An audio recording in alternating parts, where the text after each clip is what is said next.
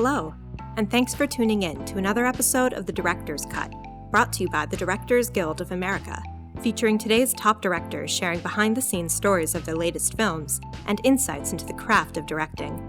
Please take a second to subscribe to our show wherever you get your podcasts.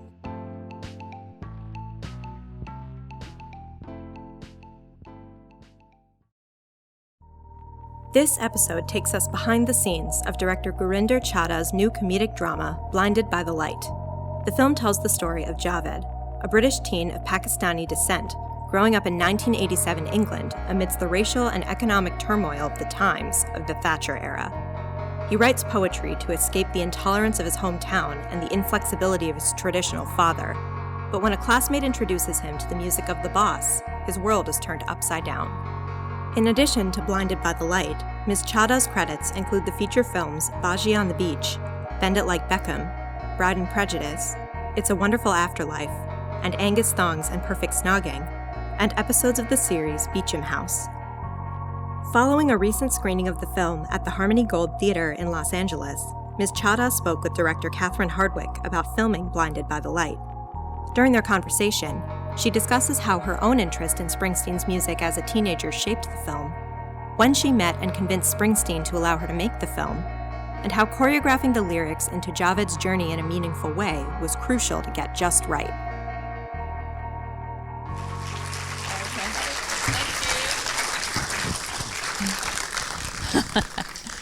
Well, I just saw it for the first time and I just thought it was a blast. Did you guys like it? Thank you.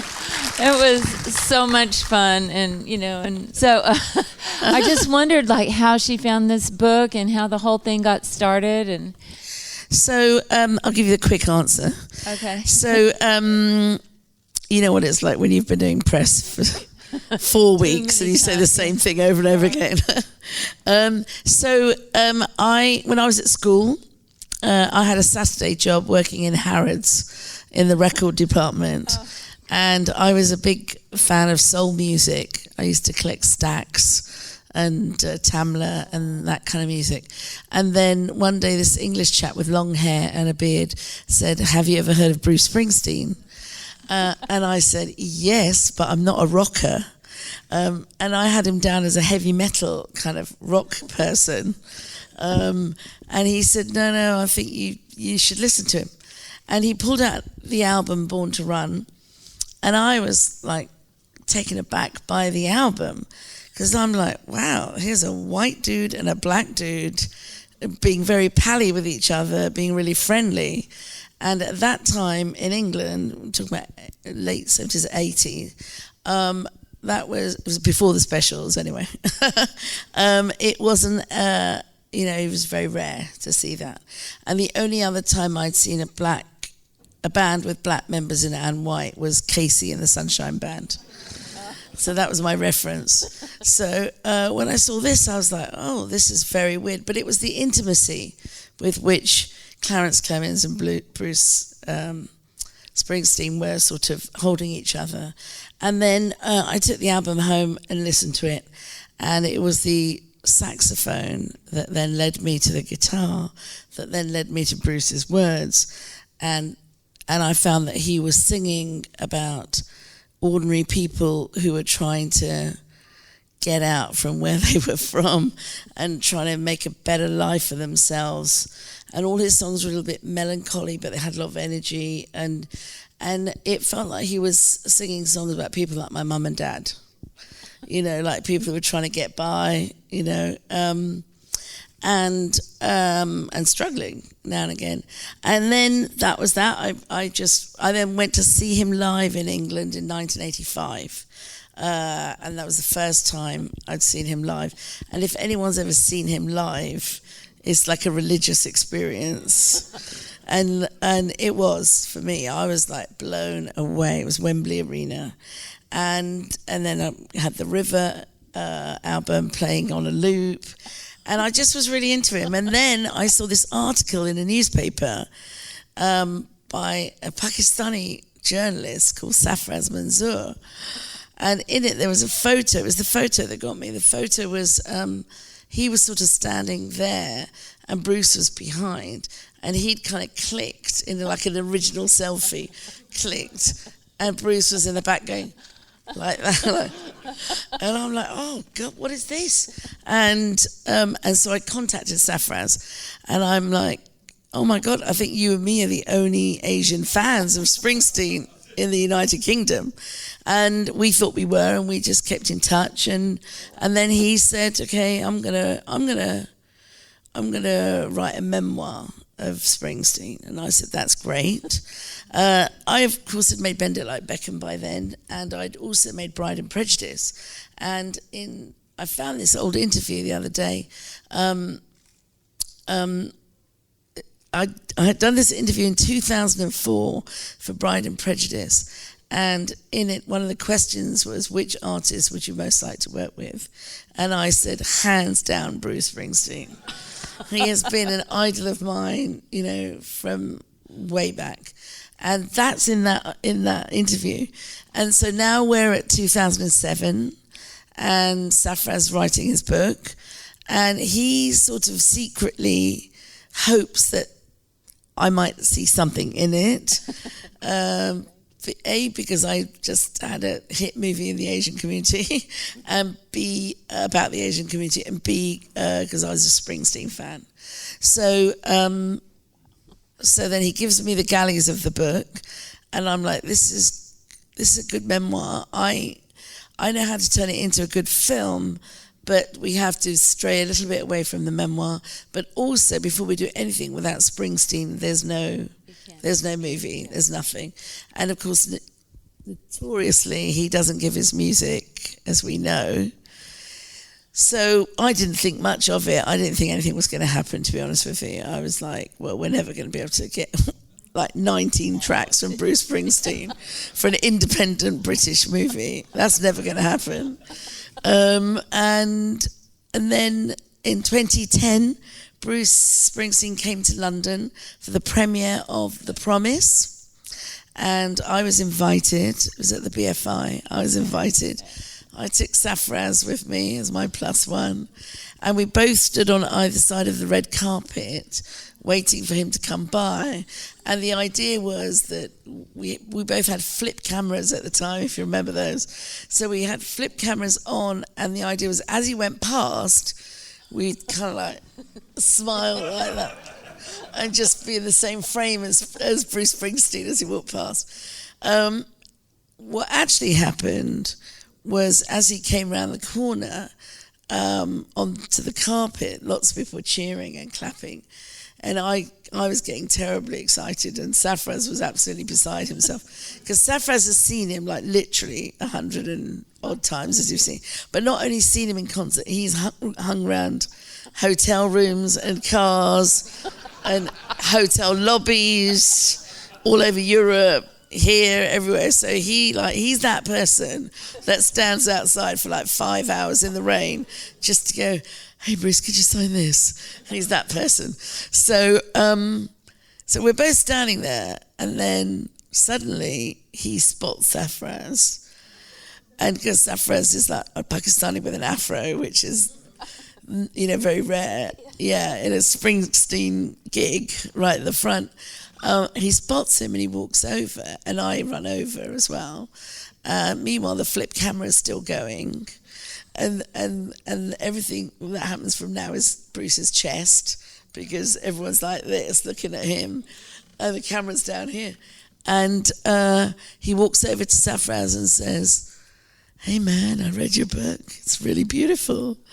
And we've worked out what happened was Safraz sent loads of copies to David Marsh. Dave Marsh, who's written about Bruce, right? And so he sent loads of copies to him, and Dave had given one to Bruce. But we only found that out last week at E Street Radio. So it's taken some of the romance off this story. But anyway, Bruce came up, he said, I read your book. And Safraz was like, oh my God, how did you get it? We know that now. Anyway, he was like, how did you get it? You took the time to read it. Oh my God, that's amazing. And I'm standing there watching this, And I'm going, oh my God, I've got 3 seconds to make a movie deal with Bruce Springsteen right now. Because he's being moved on, he's being pushed on, he's got John Landau behind him, Barbara Carr, all his managers, and they're pushing him along. And he's standing here talking to us, and we're all going, ugh, like this. And then Saffraz sort of finished, and I turned to him and I said, very unprofessionally, I have to say, I just went, hi, Bruce. Hi, Bruce. I'm Gurinder Chadha. I made Bendeline Beckham. One of those. Well, I couldn't even speak. Really, really happy you're here. Really glad you like the book. We need to make a film of it. I want to direct it, and we can't do it without you. We can't do it without your support. And will you support us? And he went, sounds good. Talk to John. And we're like, ah. I mean, honestly, it was literally like that. And then John Landau was behind him. Bruce was whisked off going, fucking nutcases over there. So he goes off, and then John Landau comes up to us and says, what are you guys talking about? What is this? And Saffraz had a copy of his book with him, and he put it and he gave it to John. And he said, my book. He's read my book. He likes my book.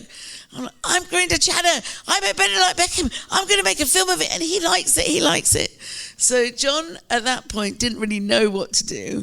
But what I've learned is when Bruce says he liked something, everyone goes, oh, well, Bruce liked it. Okay, fine, sort of thing. So Tracy Nurse was there too, who's worked with Bruce for 35 years, who I sort of knew through someone. And I took Tracy's number, and I kept in touch with Tracy. And I said, what does this mean, Tracy? He said he liked the idea. And she said, yeah, he does like the idea. She said, you should go and write the script. And I'm like, what, with the songs? And she went, yeah, he likes the idea.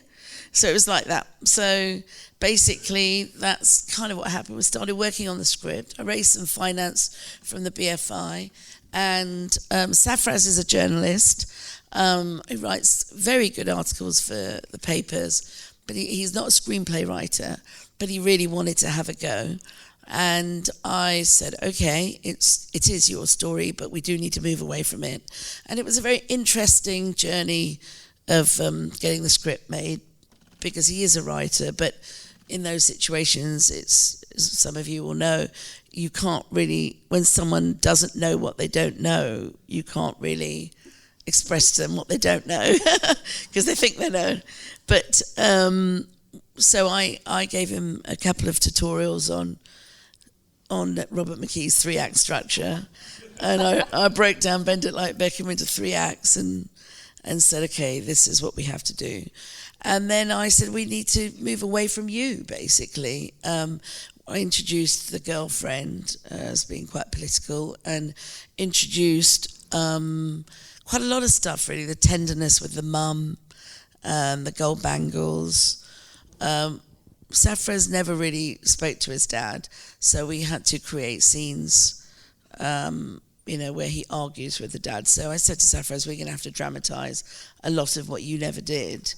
And that was great, because Saffraz was a great resource, a tremendous resource for all kinds of information, And then I did the thing with the bangles. I did the whole Bhangra thing, the music, the nightclub, because that was very important to me.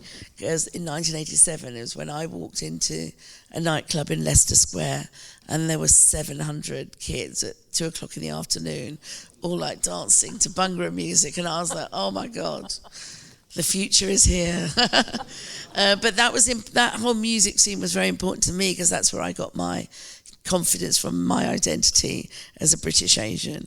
So I wanted to put that in there. And I think really the hardest thing for me was sitting down with all the songs and breaking them all up so that they were part of the narrative. And I have the lyrics to everything, but I only used what was relative for Javed's journey. And so I selected each song in great, in forensic detail, in terms of that line there works here, and that will work there, and this is where we need to go to here. And then I would have, Javed, Matt, Springsteen, like I'd have him as lyrics, in the scripts. And then finally we sent the script off to Bruce. And actually, before this, what had happened was I went off and did a couple of other things. I let Safraz have a go at it, and I needed to let him get it all out of his system. So while I was letting him get on with it, I made Viceroy's House, my movie Viceroy's House, and I did the West End stage adaptation of Bend It Like Beckham. So I did that. And then I came back and I was like, okay, what am I going to do now? What film do I want to do next? It was around 2017. And it was the same sort of time, actually, as Brexit happened in England. And overnight, it was like someone turned a switch on once that vote happened. And suddenly there was sort of xenophobia everywhere. And people felt like they could just come out and start saying nasty things, racist things, but get on buses in broad daylight and start screaming at elderly black women who'd worked in our hospitals their whole lives. And it was like a real breakdown of society. And then on the buses, some people would go, hey man, you can't say this, And this is a particular video that went viral. And the guy just carried on shouting.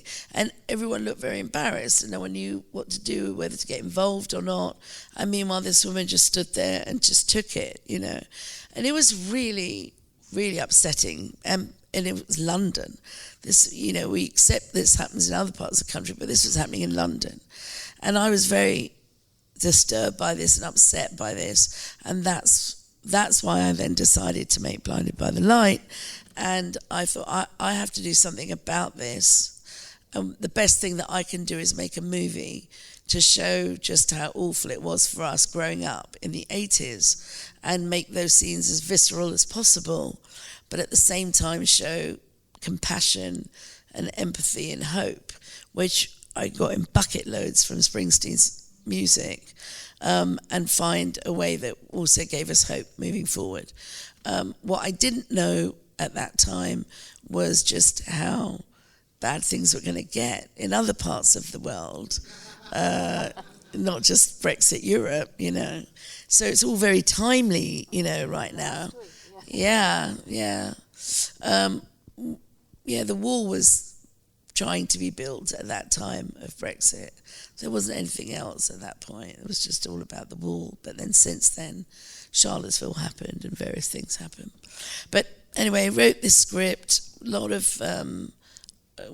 put everything that I was frustrated about in terms of the racism that was erupting in England and Europe into it, but still wanted to make a film about people that looked like me, that wasn't defined by problems and racism, that transcended that into a story of hope, because that's our life, Yes, we have those struggles, but we also have a lot of love and joy in our lives, and often I feel people want me to sort of make those films which are all about struggle and racism and gloomy. And whilst that's an element of our lives, we're not defined by it, And if you're from that background and from that community, and if you're bilingual, and if you're bicultural or multicultural or part of a diaspora, you compartmentalize, so you go, okay,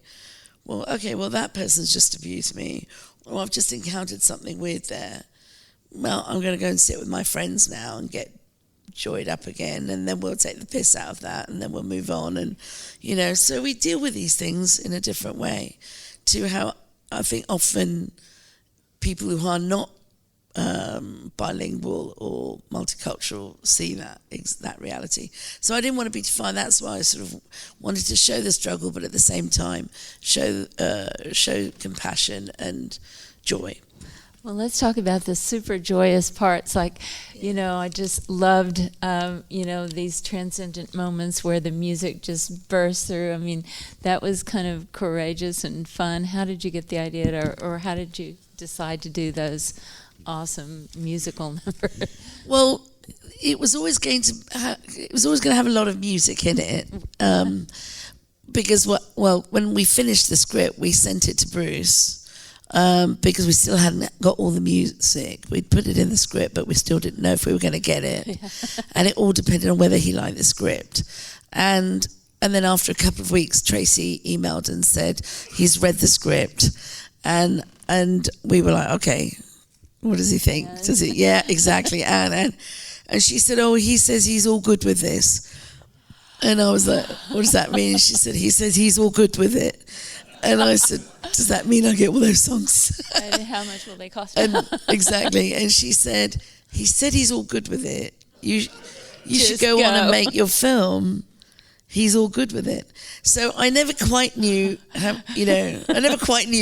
but I just thought, okay, I'm just going to do it. So I just did what I wanted. And everyone was like a little nervous about the cost and everything. But I knew by now that Bruce liked the political side of what we were doing, and the fact that it wasn't about him particularly. It was trying to use his words to say something else. And anyway, so the biggest pressure for me then as a director was trying to take his classic songs like Thunder Road and Born to Run and create musical sequences out of them in a way that lived up to his legacy. Because the last thing I wanted was to have millions of Bruce Springsteen fans around the world saying, what the fuck has she done? What has she done to this great song of Bruce's? Oh my God. And of course, Luton, if you go to Luton, it's been voted the crappiest place to live in by people from Luton. So it's trying to make that cinematic was not easy, but we. Where you filmed? That's where we filmed. Yeah, it's a small town out in 25 miles north of London, and industrial and quite blue collar. And GM had a car plant there called Vauxhall, where most people worked, and then they just started laying off people. So in some ways, it's a little bit like Roger and Me with Flint. Flint, Michigan, it's sort of that kind of world a little bit. Anyway, I just thought the only way that I can do this is by forgetting that there is this big person called Bruce Springsteen. And instead there's this singer-songwriter who's written a few songs for me, for my film. A little thing called Born to Run, and that I could do what I think is right for Luton and for Javed with those songs, because otherwise I would have been, unable to sort of break free of Springsteen. Basically, I had to divorce him in order to make the songs work. And then I also knew there'd be lots of people watching who weren't Springsteen fans. And then I also knew, obviously Safraz was alive and well and had family and friends, and there were real people, so I had to make sure their story was told with integrity as well. So I was just balancing all these different things, and then in the end, I never wanted to make a full-on musical because the story didn't warrant that, but I wanted to use the music in the way, like for example, we did with Badlands, when those guys take his tape and throw them off the table. There was a dialogue scene there, and I took all the dialogue out and just had them going to the ones who have a notion deep inside. So they learned. Javed learns from Bruce a sense of confidence and a sense of justice, and also love, So that was what we were trying to do. I was trying to really choreograph the lyrics into his journey as not just words on the screen, but emotionally part of his journey. Hence the big, the dancing in the dark and the promised land sequence with all the sort of projections and everything. Because that, again, the other thing is this is a film about a writer, and so that in itself is not very cinematic, static, Although Adaptation is one of my favourite films about writing. But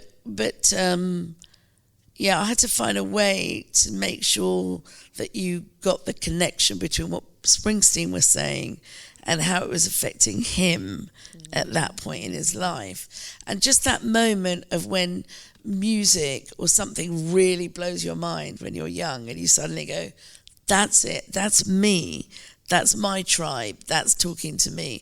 And it happens to all of us with something or the other when we just go, oh my God. And then we sit there and listen to the album over and over again and sort of start dressing like that person. And that was awesome. Yeah, they're cutting off the thing. So I wanted to make sure that, and I knew that the film stood and fell on that scene, on the scene where you learn about Springsteen. But also Springsteen mumbles a lot, so you don't always understand what he says. So by pulling the words out like that. Sorry, I have not let you ask me many questions. I've just gone. You wind me up, perfect. and That was perfect. So that was a bold, fun thing to do. That was an incredible thing to do. That was, and it took a long time to get that right, because I kept pushing and pushing and pushing to make it emotional, and not schematic, by pulling out certain words like help. And, look in the mirror and living in a dump like this. Mm-hmm. So I was just pulling out the right words that would make you, that would feel. Connect. Yeah, and the way the words come off and on. Some really great visual things with the scale of some. And that was simple. That was just projecting and wind machines. With leaves going through them. But it was very effective, actually, especially against the building with all the windows and the doors and everything, and the way he was framed. None of it was added in post? It was all... No. Oh, no, it was all shot. So you really planned it. Yeah, I choreographed it. Yeah. That's the kind of musical side, I suppose. It was choreographed, as opposed to dancing being choreographed.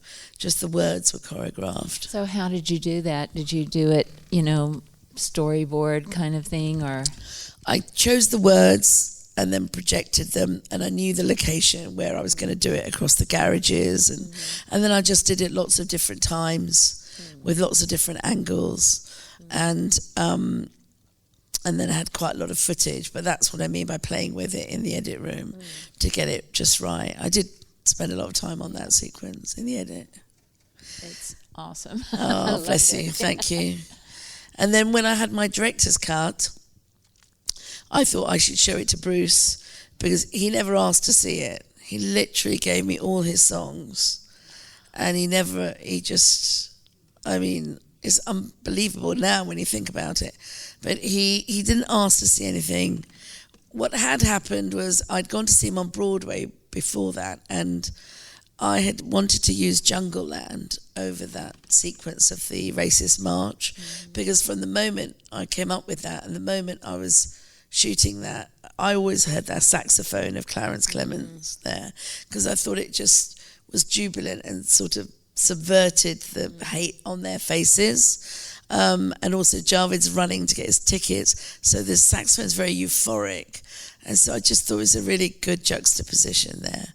And but I needed to cut the song up in order to use it, and everywhere else I hadn't cut any of his songs, but I would need to use the saxophone, the piano, and the last verse. So I saw him on Broadway, and after the show, this is before we started shooting, he said, how's it going? I went, good.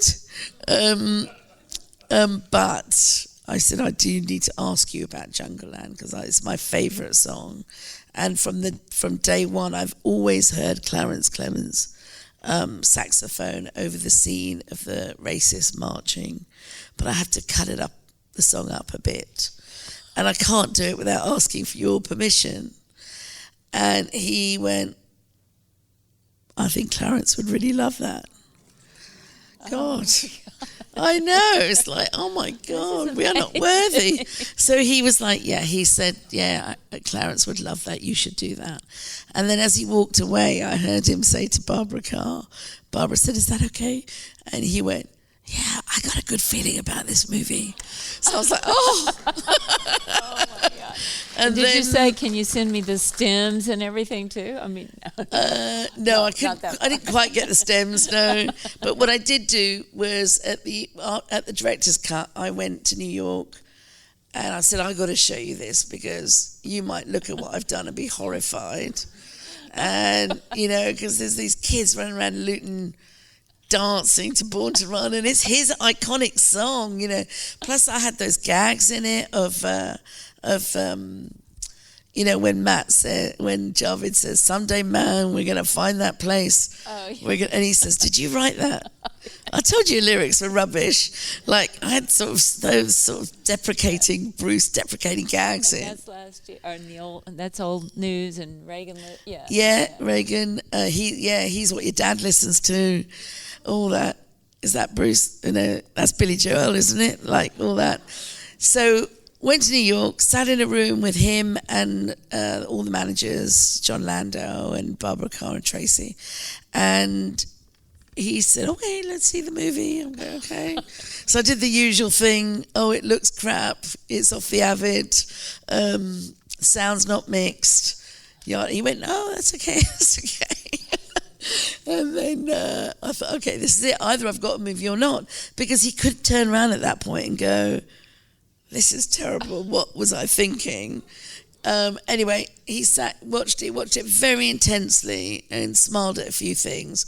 And then at the end of the screening, I sat sort of behind him to the side. So I could see his crow's feet here. And I could see him smiling a few times and then going like that and like that. And then at the end of the film, there was silence. And I figured, okay, well, the managers are not going to say anything until he speaks, and he's not saying anything. So then I thought, okay, I need to go down, put the lights on, get my tape, get the fuck out of that room, and just let him talk to his people. And then one of his people will come and talk to me and say yes or no or something. So that was my plan. And I went down to the front, and I turned the lights on, and I went to get my DVD player out of it was a crappy DVD as well.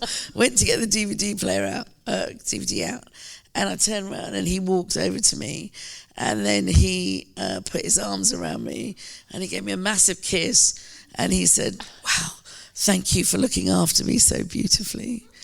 Oh my!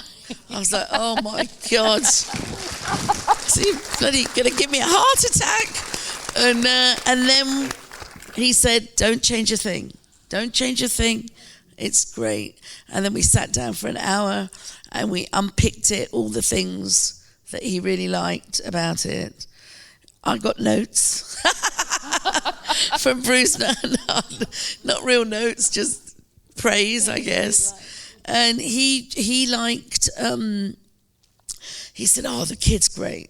Really like the kid, he goes. And he loved all the other 80s music. He really liked all the other 80s music because it gave his music a good context. And he really liked that we'd included Tiffany. And because he turned around at that point to John and said, remember that girl? And John goes, I remember that girl. And he goes, we couldn't get arrested. We couldn't get a song in the charts when she was number one, you know. And he was having his own thing about, you know, Tiffany being number one, and he couldn't get a song in. And so I'm like, oh, okay, that's interesting. And then he said that he thought how I brought the songs to life for today was important to him. That was what he liked, was what he'd written in the 70s. Was now going through a 16-year-old Pakistani Muslim's world and vision through to today. And it's somehow in that journey that what he wrote then was so relevant. Still relevant now. So that was good. And I said to him, what's your favourite bit? And he said, I really like Born to Run, he said. Oh, he liked that sequence. He thought it was very cute. So anyway, he came to the premiere. That was nice. So we had a premiere in Asbury Park a few days ago, which I still haven't recovered from. Are you serious? Yeah, I wanted to do a premiere in Asbury Park at the pavilion. We were going to have the after party at the Stone Pony, but it was rain and storms and stuff, so we had to have it in the convention centre. But he came. We sat in a cinema. He came with his wife and one of his kids, and he walked into the theatre, and everyone was like, Bruce. But he sat in the cinema with all of us with his popcorn. And the theatre was full of Asbury Park people, not really, premiere celebrities, but Asbury Park people and a lot of his friends. It was an interesting screening because they kept talking over the dialogue. I wasn't happy about that. But they every time Bruce came on, they would clap and cheer, any music or anything, and I'd be going, shh. This is important. You can't hear the dialogue exactly. But I heard from his manager that he loved it. He had a great night, loved sitting in the cinema watching it with everyone. And then we had a party, and then he got up on the stage and sang a few songs. No. It's all on my Facebook page. You can see the whole thing. So for me, that was really immense closure, because I was able to say, thank you. In fact, it was Paul, my husband here, also one of the writers of the script there. Paul went up to Bruce and said,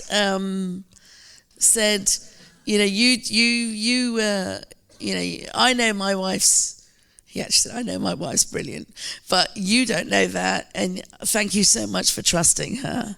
That's so brilliant that you trusted her. And he went, hey man, no, I knew it was going to be a good movie. From the moment I spoke to her, I knew it was going to be good. And so the two of them had that sort of exchange. But the great thing is he trusted us. And here's the final thing, which every director in the room will love, the irony of it all. He was so inspired, I guess, by what I did to his songs in the movie. He's now gone and directed his own movie of Western stars. And he just was so impressed that he said, okay, I'm going to do this. So he's now directed a whole movie, which is going to open in Toronto, of Western stars, where he's talking about his songs on the album. That's his new album. And the journey of some of the songs and the characters. And it's directed by Bruce Springsteen and Thomas Imme. So I thought, what goes around comes around. Seize the day, and if you put good out there, it comes back. That's all I can say about Bruce and this movie, really. That's it. That was amazing. Fantastic. Thank you, Catherine. So fun. Thank you, thank guys, you, everyone. for coming out. Yeah, thank you, DGA. Wow, that was so... Oh, my God, that's the best story ever. I know. Thanks for listening to another DGA Q&A. If you'd like to hear more, you can find past episodes of The Director's Cut wherever you listen to podcasts. And be sure to subscribe, rate, and review us. We'd love to hear your feedback, and you can help fellow cinephiles find the show. Thanks again for listening, and we'll see you next time. This podcast is produced by the Directors Guild of America. Music is by Dan Wally.